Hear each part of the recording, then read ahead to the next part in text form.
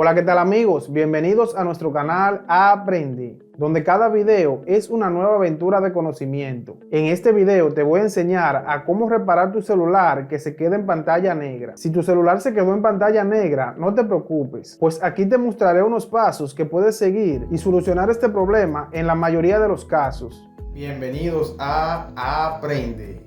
Ok, en este tutorial tengo un dispositivo Android. En este caso es el ACK2326 con Android 12. Este tutorial es para los casos en el que el celular se queda con la pantalla negra pero sigue encendido. Lo que pasa es que algunos celulares Android tienen la función de entrar al modo invernación. Esto es para ahorrar batería, pero puede pasar que el celular no quiera volver a su estado original. Este problema es más común de lo que crees y a la vez es sencillo de resolver, aunque este problema se da más en algunos modelos que en otros. En este caso tenemos el ACK2326, pero se pueden seguir los pasos que te mostraré a continuación para solucionar este problema en cualquier otro modelo, ya que la solución consiste en realizar un reinicio forzado a tu celular. Recuerda, este tutorial es para los casos en el que el celular se encuentra con la pantalla negra pero sigue encendido. Para realizar el reinicio forzado de tu celular, primero prueba pulsando el botón de encendido durante al menos un minuto o hasta que se reinicie.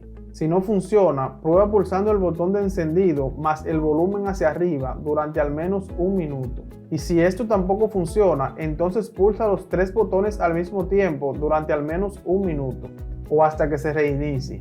En este caso, para forzar el reinicio del sistema, debo mantener pulsados los tres botones. Como pueden ver, aquí estoy pulsando estas teclas. Simplemente es cuestión de mantenerlas pulsadas durante un minuto o hasta que el celular se reinicie.